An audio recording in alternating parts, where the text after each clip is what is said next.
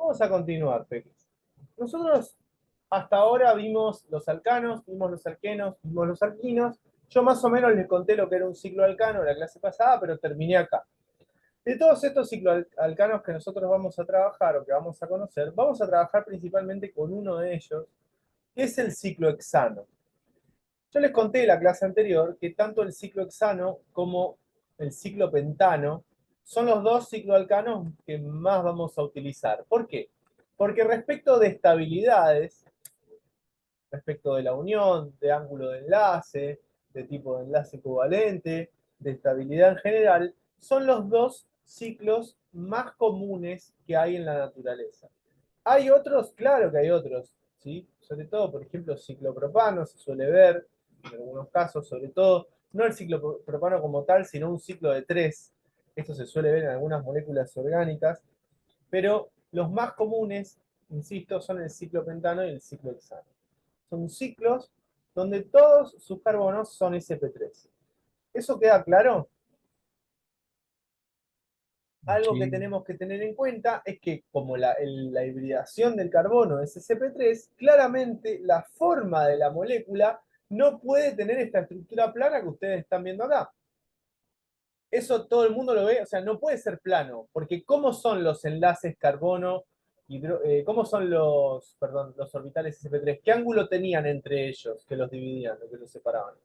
109 grados 28 minutos, ¿puede ser? 109,28, 109,3, 109,5 dicen en algunos lugares, pero lo importante es saber que como es un tetraedro, el carbono, el CP3, va a ser tridimensional y la estructura de los cicloalcanos va a ser tridimensional y va a tener cierto tipo de características.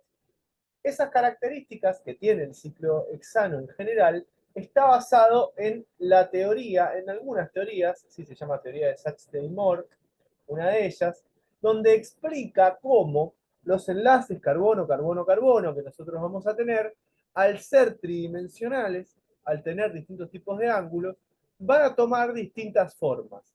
Esas formas que pueden tomar los cicloalcanos, particularmente el ciclohexano, va a estar determinada por los distintos tipos de tensiones angulares que nosotros podamos encontrar y los impedimentos estéricos que puedan aparecer. Las tensiones pueden ser angulares, pueden ser torsiones también que pueden suceder y también puede ser impedimento estérico. Todo eso va a generar un aumento en la energía y va a variar, escuchen lo que les voy a decir, la conformación del ciclo alcano. En este caso, el ciclo hexano. Si varía la conformación, ¿existe ruptura de enlace, sí o no? No. No. No. No. ¿Ustedes pudieron hacer la tarea que les pedí de las conformaciones del butano? Sí, Mati. Bien, dos me lo mandaron. Una fue Georgina. ¿Sí? El resto, ni me di por enterado si hicieron la tarea o no. Lo hizo muy bien Georgina. Lo que yo les pedí de las conformaciones del ciclo hexano era indispensable, es indispensable para comprender lo que estamos por ver ahora. ¿Sí? Pero no se preocupen que con lo que vimos en la clase anterior del etano, algo van a poder armar. ¿Sí? ¿Qué tenemos que tener en cuenta del ciclo hexano? Básicamente, como les dije anteriormente, el ciclo hexano va a ser una molécula tridimensional. Y en esa molécula tridimensional que nosotros vamos a estudiar, tenemos que tener en cuenta lo siguiente. Ahora vuelvo al anterior, no se preocupen. ¿Sí? Fíjense, hay dos posibilidades o dos formas que van a respetar las tensiones angulares que puede llegar a tener el ciclo hexano. Una es la conformación de silla y la otra es la conformación de bote. Ahora les voy a mostrar qué quiere decir silla y qué quiere decir bote. Ahí está. Miren, fíjense. Cuando nosotros hablamos de la conformación de silla, que es la que más vamos a utilizar, esperen que la quiero agrandar para que la veamos de cerca.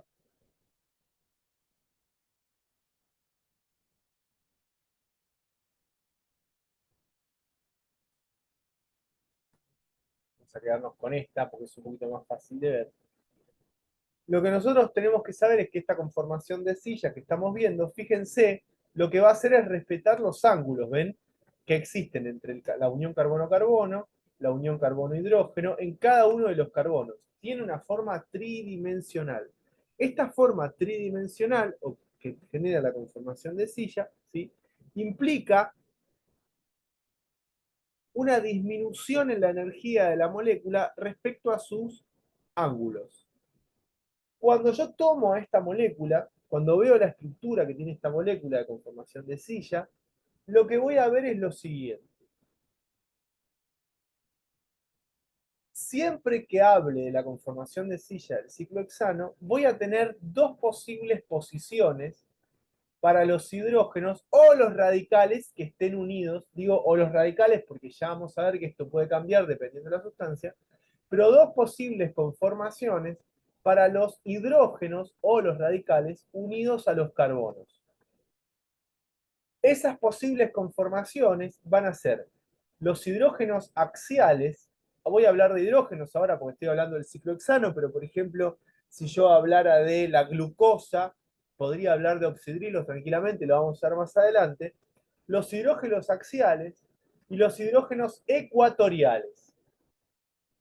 ¿Qué característica tienen los hidrógenos axiales? Los hidrógenos que son axiales son perpendiculares al plano que forman, ojo con lo que les voy a decir, estos carbonos que ustedes ven acá. Se dice que son perpendiculares a esos carbonos. Perpendicular quiere decir que forma un ángulo de 90 grados. Eso quiere decir perpendicular. Un ángulo de 90 grados quiere decir perpendicular. O sea, son perpendiculares al ángulo que forman esos cuatro carbonos. Ya les voy a poner números de esos cuatro carbonos, no se preocupen. Igual no es tan difícil. Se llaman carbono 1, carbono 2, carbono 3, carbono 4, carbono 5, carbono 6. Pero son perpendiculares a esos, al plano que forman esos carbonos. Se dice que son paralelos al eje de simetría que presenta, el plano formado por carbono 2, carbono 3, carbono 5 y carbono 6. ¿Sí? Recuerden que lo anoto ya para que no tengan ninguna duda. Chico, un poquito la letra. Yo voy a llamar a estos carbonos que están acá. Carbono 1, 2, 3, carbono 4, 5, carbono 6. Los hidrógenos que están en rojo, que son axiales, son paralelos a ese plano formado por 2, 3, 5 y 6. O sea, perpendiculares al eje de simetría que atraviesa el plano. Y los carbonos, perdón, los hidrógenos que restan se llaman hidrógenos ecuatoriales.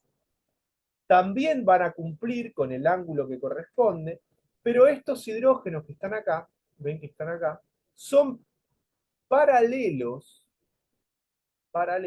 ¿sí? A los lados que forma, algunos de los lados que forma eh, el ciclohexano. ¿Sí? El ciclohexano. Eso lo vamos a ir viendo a medida que sea necesario. Pero fíjense, por ejemplo, este que está acá es ecuatorial y es paralelo a, me molesta cuando no me deja correr, a este que está acá. ¿Ven? Son paralelos. Este y este son paralelos. ¿Sí? Este y este hidrógeno es paralelo a este lado.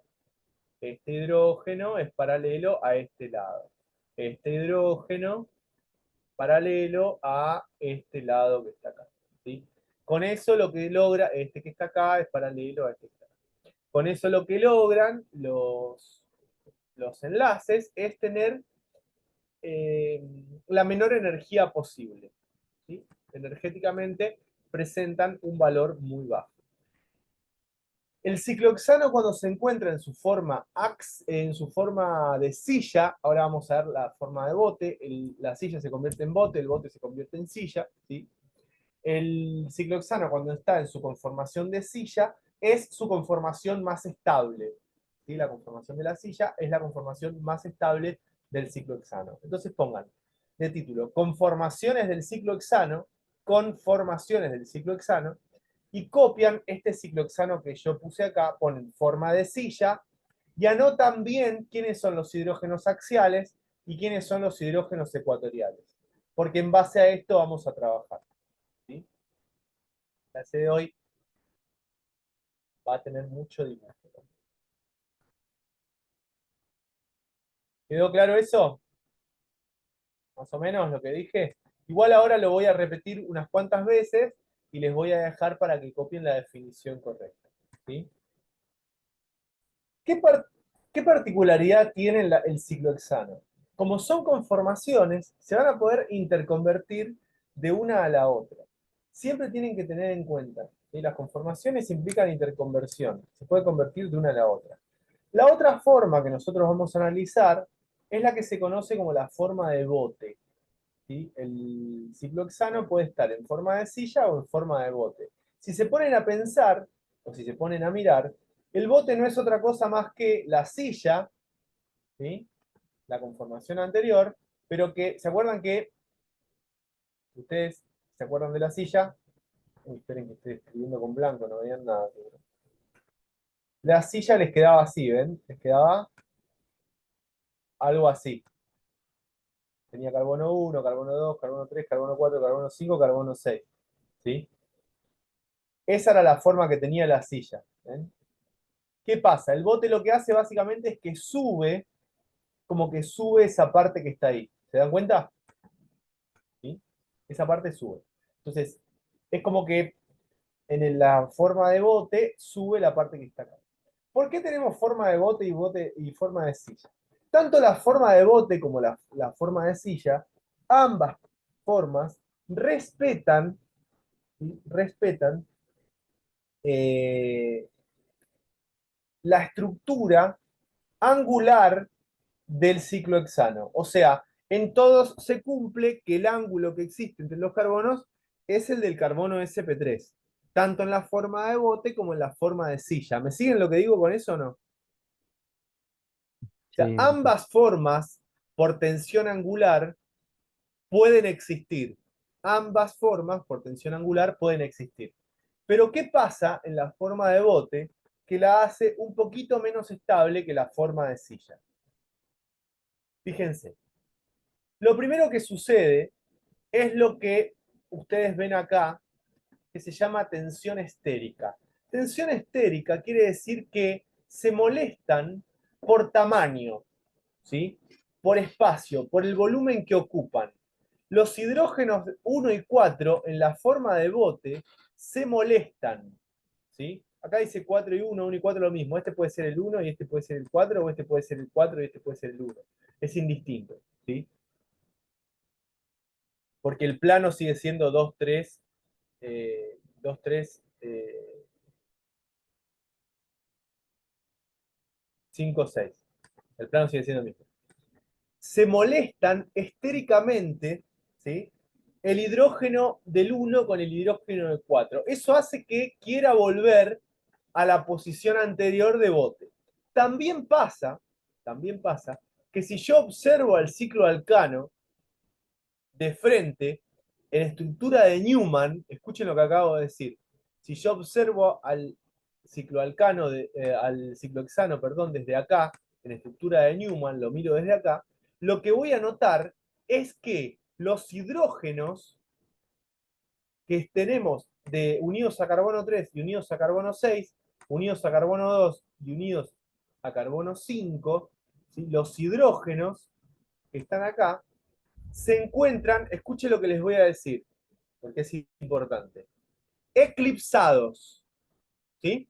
O sea, los hidrógenos que están acá están eclipsados, los hidrógenos que están acá están eclipsados, y los hidrógenos de carbono 1 y de carbono 4 tienen se llama impedimento estérico, se molestan estéricamente por una cuestión de tamaño. Eso hace que, si bien la tensión angular que tiene el bote es la adecuada, al igual que pasa con la silla, sea menos estable el bote que la silla. Entonces, siempre que el ciclohexano se convierte a bote, rápidamente va a tener tendencia a querer volver a silla. ¿sí? ¿Por qué? Porque suceden todos esos impedimentos que les acabo de explicar. ¿Me siguen lo que digo o no? Sí, En la semana 6 figura, ¿Cómo, Nico? y en la semana 6 sí figura lípido Ah, simple. lípidos y vitaminas. Bien, fíjense, esto que está acá es un gráfico de energía que explica justamente la estabilidad que tienen las conformaciones del ciclo hexano. Tener en cuenta lo siguiente, la conformación de silla es la que menos energía ocupa, ya sea la silla número 1 o la silla número 2.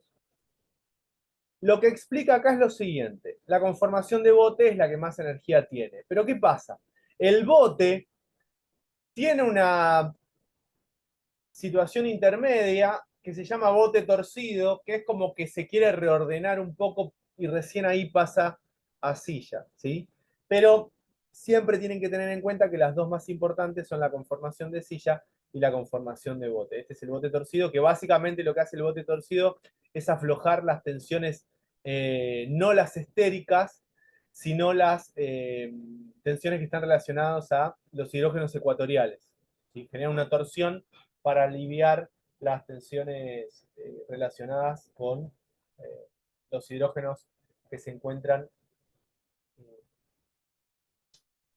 ¿cómo se dice? Eclipsados. Simplemente es por eso, es un poquito, tiene un poquito menos de energía, pero los dos son altas. Entonces, este que está acá es el gráfico de energía para el ciclo hexano. Copienlo rapidito, por favor, así puedo continuar con lo que viene, que es lo más interesante de todo el día de la fecha. Y con lo que voy a explicar después, pueden explicar prácticamente, absolutamente todas las reacciones de los compuestos orgánicos que existan. O sea que lo que vamos a ver ahora es muy, pero ultra importante. ¿Sí? Copien este grafiquito. Vamos a empezar a ver, va de nuevo, ¿no? Los desplazamientos electrónicos en las moléculas orgánicas. Las moléculas orgánicas tienen la particularidad, como habíamos visto anteriormente, de ver que son todos enlaces carbono-carbono, carbono-carbono, carbono-carbono, carbono-carbono, carbono-carbono. Esos enlaces carbono-carbono que nosotros vamos a ir observando van a generar que los electrones puedan trasladarse dentro de la molécula, de alguna u otra manera. Por lo que habíamos visto al principio de todo. Yo les había contado a ustedes que no es lo mismo un carbono primario que uno secundario, no es lo mismo uno secundario que uno terciario, no es lo mismo un carbono sp2 que un carbono sp3. Si bien son todos enlaces carbono-carbono, el desplazamiento de los electrones va a poder variar, o el comportamiento de los electrones va a poder variar dependiendo de la posición del carbono en la cadena. Eso se debe a, eso se debe a las características que tienen los electrones y los carbonos. Dentro de esos efectos, nosotros vamos a tener efectos que son desplazamientos permanentes y desplazamientos que son transitorios. Dependiendo de si el desplazamiento es permanente o transitorio, la molécula orgánica podrá tener mayor o menor reactividad. Vamos, podrá tener mayor o menor reactividad. ¿Sí? Vamos a tener efectos inductivos, efectos electroméricos, entre otras cosas. Vamos a empezar con los inductivos. Siempre que nosotros hablamos de un efecto inductivo, inductivo implica un desplazamiento de los electrones, ¿sí? Un desplazamiento de los electrones, que puede ir principalmente de un carbono a otro. De un carbono a otro. O sea, un carbono le puede ir cediendo sus electrones al que está al lado. Por alguna razón. Lo importante que tenemos que tener en cuenta con el efecto inductivo es lo que dije recién. El efecto inductivo es de corto alcance. O sea, le voy a prestar al carbono que está al lado como mucho al otro. Como mucho al otro. ¿Sí? E implica un desplazamiento de los electrones, que pueden ser de un carbono hacia el otro, ¿sí? O de un carbono hacia un oxígeno, por ejemplo, o de un carbono a un nitrógeno. El efecto inductivo puede ser positivo o negativo. Positivo será cuando una parte de la molécula le entrega electrones a la otra, y negativo es cuando una parte de la molécula le saca los electrones a la otra. ¿Sí? Positivo o negativo, ahora lo vamos a ver eso. Lo que tiene que quedar bien claro es lo siguiente. Cuando hablamos de un efecto inductivo, tenemos que saber que es permanente, que es a lo largo de la cadena carbonada, prácticamente siempre es a través de enlaces covalentes simples, ¿sí? De corta distancia y genera polarización de la molécula. O sea, la molécula se vuelve polar. Por ahí no muy polar, pero polar se va a volver. Se va a generar que en cierto punto existe una densidad negativa y existe una densidad positiva. ¿Sí? Esto va a permitir determinado tipo de reacciones químicas. Bien, copien lo que está en el pizarrón, rapidingui. Intenten copiar mientras estoy hablando ahora, así podemos ir más rápido y no se vuelve tan tedioso. ¿Sí? Como decía anteriormente, los efectos inductivos, ¿sí? Estos efectos que van a generar una polaridad en la molécula, una polarizabilidad en la molécula, pueden ser positivos o negativos. ¿Qué es un efecto inductivo positivo? Es un efecto donde un átomo o conjunto de átomos le da electrones a otro carbono. ¿Sí? Ven, acá tengo metilos. Los metilos tienen la capacidad, los metilos y los grupos alquilo en general, los grupos alquilos son aquellos que están formados por cadenas carbonadas, ¿sí? Esos eran los grupos alquilos. Los grupos alquilos en general pueden generar efecto inductivo positivo. O sea, parte de la nube electrónica se la va a poder prestar al carbono que está al lado. Eso se llama efecto inductivo positivo. Y el efecto inductivo negativo es cuando un átomo muy electronegativo, por ejemplo un halógeno, por ejemplo el oxígeno, ¿sí? Por ejemplo el nitrógeno, tiene la capacidad de sacarle electrones a la cadena carbonada. ¿Sí? Le saca electrones a la cadena carbonada. ¿Qué es lo que va a suceder? Si yo genero un efecto inductivo negativo, o sea, este cloro le saca electrones a este carbono, ¿qué características va a tener este carbono que era neutro? ¿Cómo va a quedar ahora si le saca electrones? Va a quedar más electropositivo. Va a quedar con densidad positiva. Este carbono que está acá. ¿Sí? Y si este carbono le presta electrones al que está acá, con su efecto inductivo positivo, ¿cómo va a quedar este carbono que está acá? Si le prestaron electrones. Negativo. Va a tener una densidad negativa. ¿Sí? Eso es lo que va a generar el efecto inductivo. ¿Sí? Inductivo. Fíjense, porque a veces esto no se entiende. La densidad electrónica sobre el átomo de carbono aumenta si los que se generan el efecto inductivo son los grupos alquilo. ¿Qué quiere decir esto? Que el grupo alquilo le presta carbonos, le presta electrones a este carbono. Por lo tanto, tiene mayor densidad electrónica negativa este carbono que está acá. Por eso se dice que aumenta. ¿Sí? Aumenta la densidad electrónica si yo tengo un metilo, este metilo, unido a este carbono. Y la densidad electrónica disminuye sobre el carbono, ¿sí? Tengo menos densidad electrónica, por eso queda con densidad positiva, si lo que está unido al carbono es oxidrilo, alcohóxido o cualquiera de los halógenos. ¿Me siguen esto? Esto es muy importante. Y esto es permanente. No va a durar un ratito. Esto le va a quedar fijo a la molécula.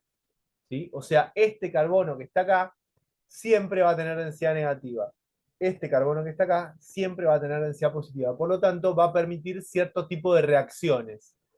Esta densidad positiva y va a permitir cierto tipo de reacciones, esta densidad negativa. ¿Vamos? Copien bien este cuadrito, por favor. Mati, pero eso aplica a la molécula entera o al átomo de carbono nomás. ¿Cómo, cómo? Efecto mesomérico.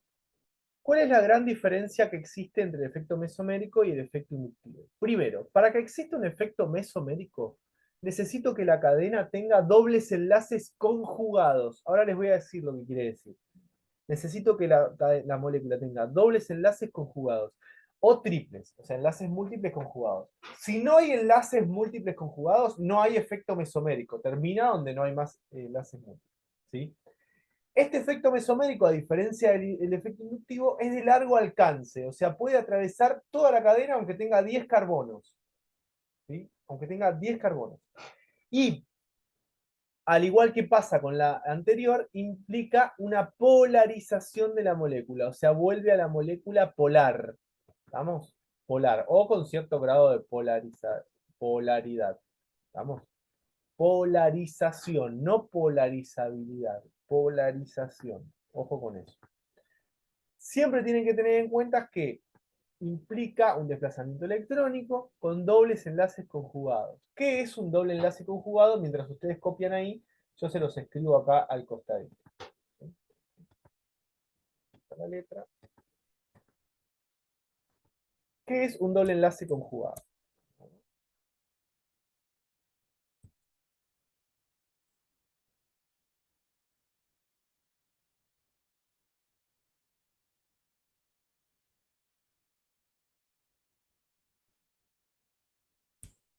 Esos son dobles enlaces conjugados.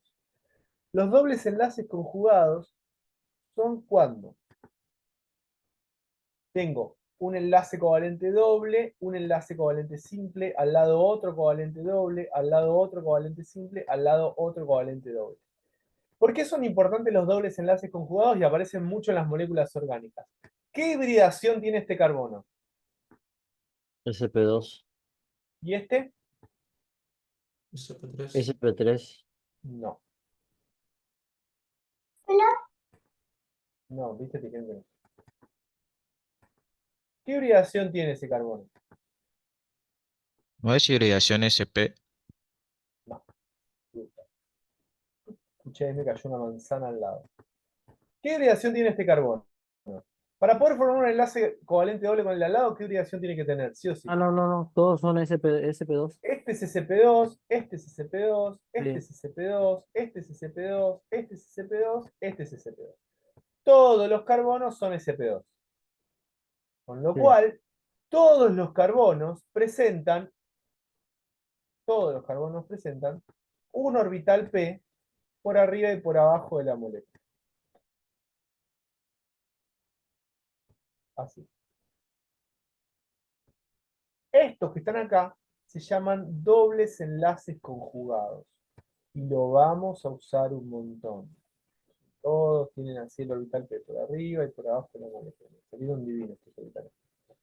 ¿Por qué es importante esto? Después lo vamos a ir entendiendo cada vez mejor. Pero así como el doble enlace se forma entre este y este, entre este y este, y entre este y este, ¿qué me hace pensar que no se puede formar entre quién y quién?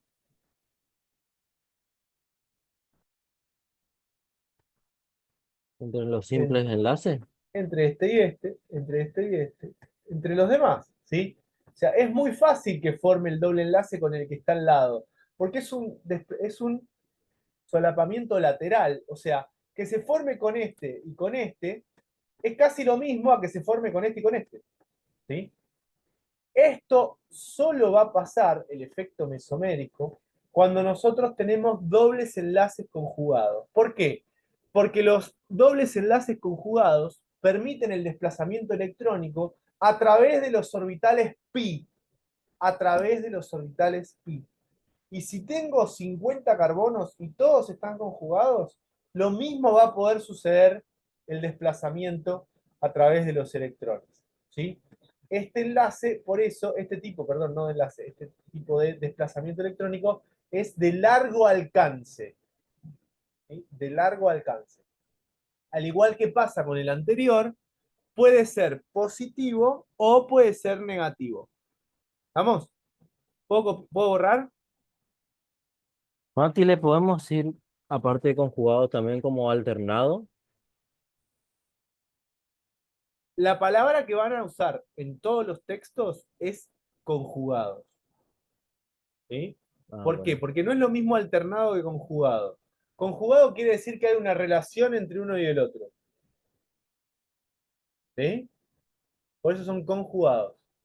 Alternado es uno sí, uno no, uno sí, uno no. Si bien a simple vista vos lo ves como si uno sí, uno no, uno sí, uno no, lo cual es cierto, Pero la palabra conjugado no describe lo mismo que la palabra alternado. ¿Vamos? Ok. ¿Están alternados? Sí, están alternados. ¿Puedo decirle de las dos maneras? No.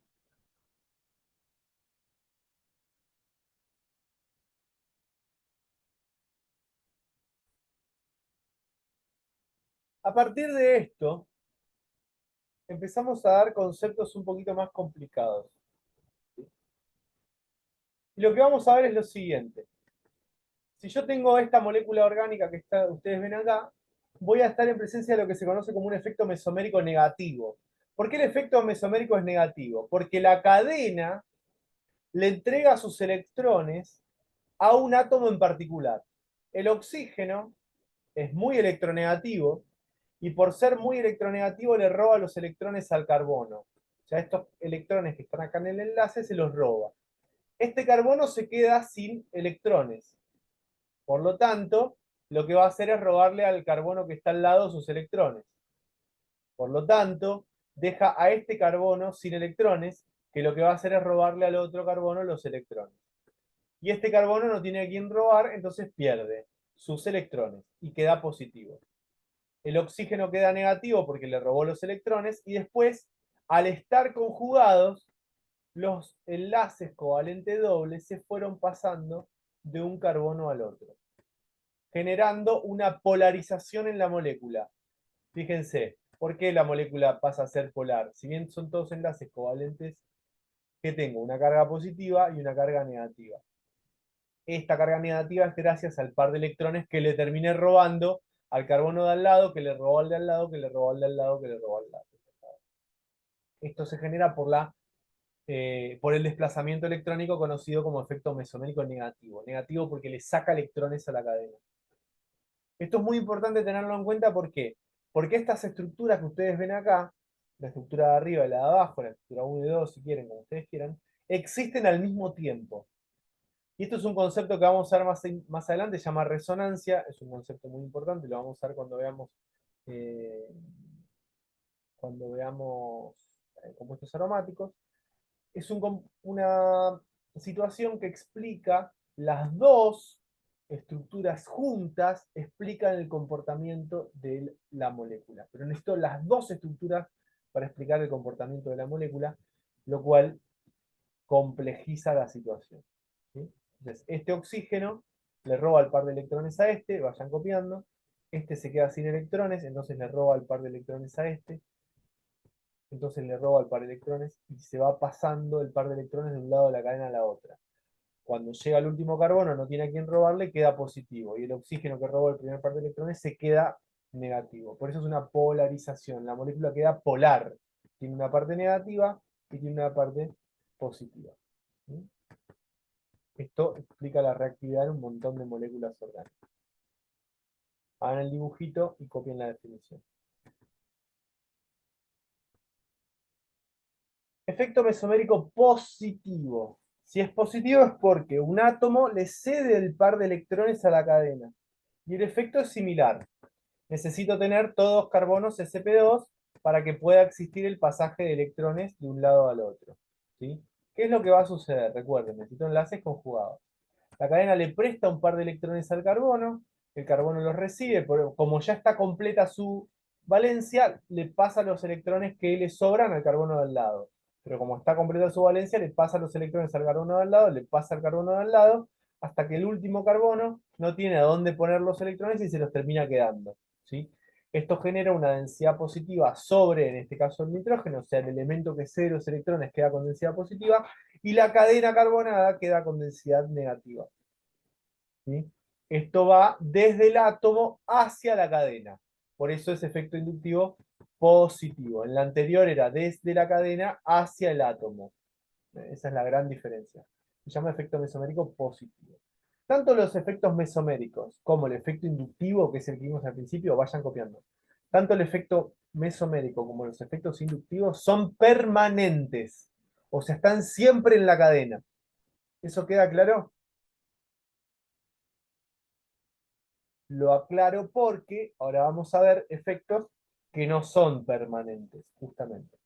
¿Sí? ¿Quieren 5 minutos Inductivo y para grabar su cámara? mesoméricos. Inductivo y mesomérico son permanentes. El Bien, efecto bien. inductivo y el efecto mesomérico son permanentes. Mati, Sí, ¿puedes volver a explicar esto? ¿Este? sí, fíjate. Tenés un átomo. Ese átomo tiene un par de electrones libres. Eso me olvidé decir. Sí o sí necesito átomos con pares de electrones libres. Los átomos con pares de electrones libres van a ser el oxígeno si tiene hibridación sp3, el nitrógeno si tiene hibridación sp3.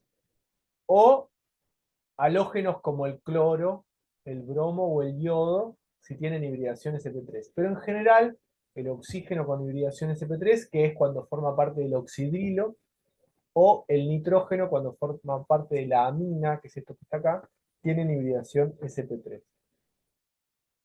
Tiene pares de electrones libres, puede ceder su par de electrones. Entrega su par de electrones a la cadena. Como los carbonos son todos sp2, pero ya tienen su valencia completa, o sea, ya formaron todos los enlaces que pueden formar, al recibir la cadena ese par de electrones, va empujando al resto de los pares de electrones hasta alcanzar uno donde no pueden ir más, y ese último queda con carga negativa. ¿Sí? Pero para que esto suceda, necesito que el nitrógeno tenga pares de electrones libres o el oxígeno tenga pares de electrones libres. Y eso va a entregar un par de electrones desde el átomo a la cadena. Si ustedes se fijan en el efecto inductivo, en el efecto mesomérico negativo, este oxígeno es sp2 y lo que hace es sacarle electrones a la cadena. Este le roba los electrones a la cadena, no los entrega. ¿Sí? Se los saca. Entonces me termina quedando la cadena con carga positiva y el elemento con carga negativa. En cambio acá me queda el elemento con carga positiva y la cadena con carga negativa. Esa es la gran diferencia.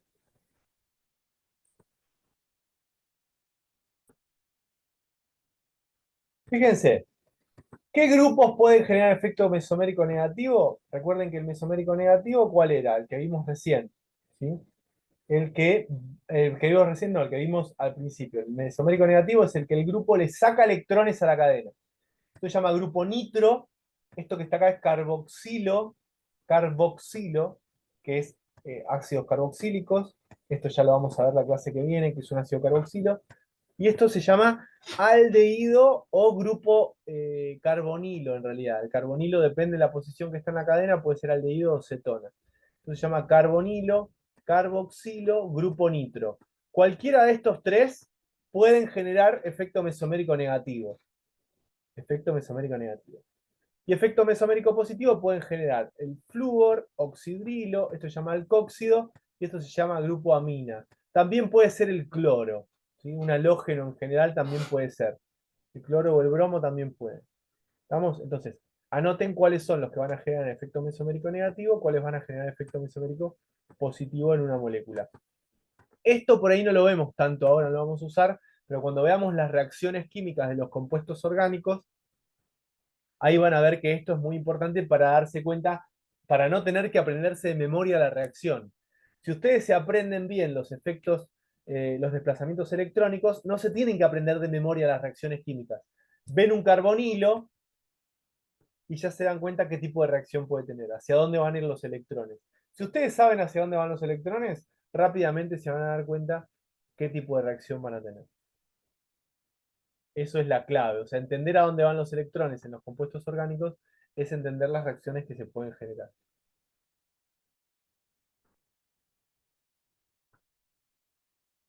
Bueno, a ver. Hasta acá tenemos desplazamientos electrónicos, efecto inductivo, permanente, efecto mesomérico, permanente. ¿Sí? Son permanentes. O sea, la molécula ya está así. O sea, ya va a tener su densidad de carga arriba del carbono, o ya va a tener su densidad, positiva arriba del carbono, o su densidad de carga negativa arriba del carbono. La molécula ya está así, ya va a tener sobre un carbono una carga positiva y sobre el oxígeno una carga negativa. La molécula ya está así, va a tener sobre el nitrógeno una carga positiva y una carga negativa.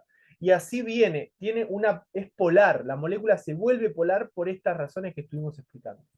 En cambio, aparte de las moléculas orgánicas, dependiendo a quién tengo enfrente, pueden aparecer distintos tipos de efectos inductométricos.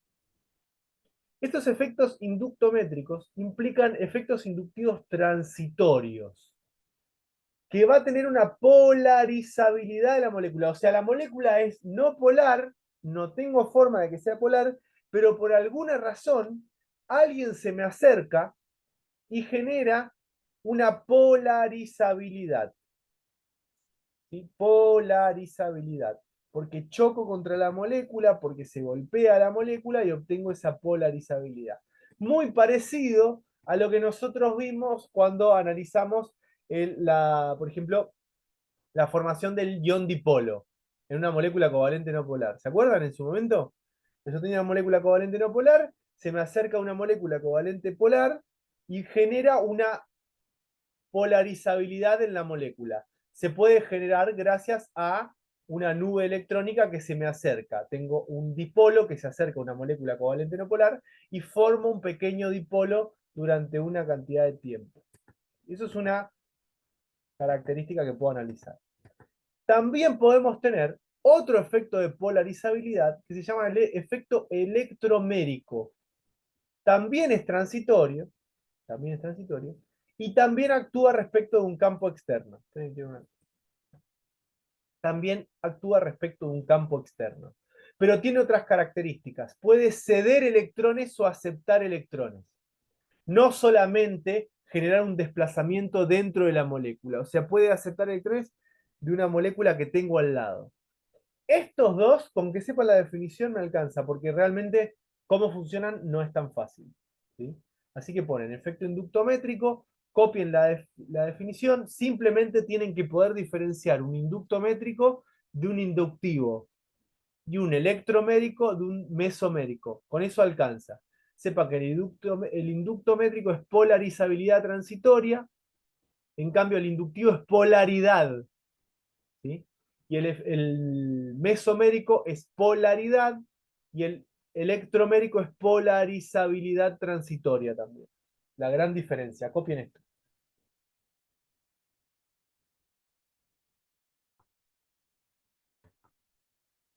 Nosotros, aparte de lo que estuvimos viendo recién de química del carbono, simplemente estuvimos viendo los hidrocarburos. Ahora les voy a explicar la clase que viene, el benceno, y ya con eso terminamos a todos los hidrocarburos, o sea, todos los compuestos de carbono que están formados solo por carbono e hidrógeno. Aparecen aquellos compuestos del carbono también asociados a otros elementos, como por ejemplo el oxígeno. ¿Sí? Tenemos los alcoholes, ¿sí? Las características que tienen, que es un alcohol primario, secundario, terciario, que es un aldehído, que es una acetona, qué reacciones existen, cómo son esas reacciones, qué es un ácido carboxílico, qué es un éter, qué es un éster y demás. Yo el miércoles voy a terminar claramente con hidrocarburos aromáticos y aparte voy a explicar y voy a terminar seguramente todo lo que tiene que ver con compuestos del oxígeno. Carbono con oxígeno, digamos, compuestos orgánicos con oxígeno. Porque no es, si bien el apunte es largo, eh, son algunas cosas que tienen que tener en cuenta, aprender y reconocer para ponerle nombre. No, no se van a volver locos y locas con esto. ¿Sí? No es fácil, ojo. Como no es fácil, necesito que ustedes ya tengan leído todo este apunte que está acá. ¿Sí? Y lo que les voy a pedir es que me hagan un cuadro de doble entrada, que explique y compare de la siguiente manera.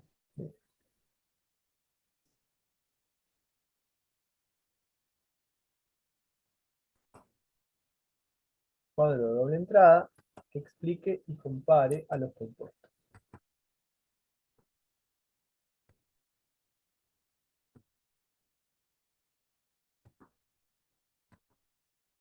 Obviamente va a ser un cuadro, ¿sí? Y van a poner así. Compuesto, ¿sí? Grupo funcional,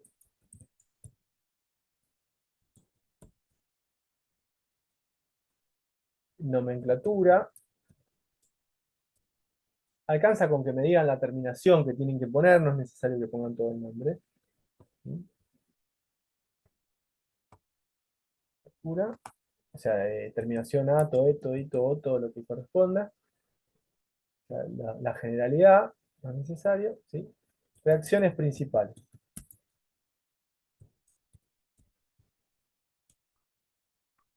Esto que les acabo de decir, para todos los compuestos que, orgánicos con oxígeno. ¿Sí? Para todos los compuestos orgánicos con oxígeno. ¿Vamos? Me hacen un cuadrito acá. Por ejemplo, ponen acá alcohol. Ponen el grupo funcional de los alcoholes. ROH. ¿Sí? Nomenclatura. Ponen, no sé, terminanol. Terminacionol.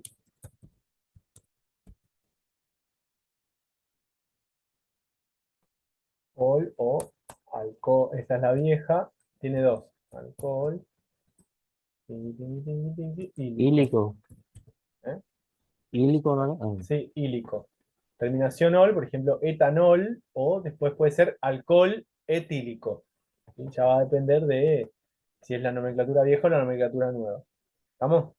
Reacciones principales, no sé, reacción de sustitución o reacción eh, acidez de alcoholes o reacciones con metales alcalinos.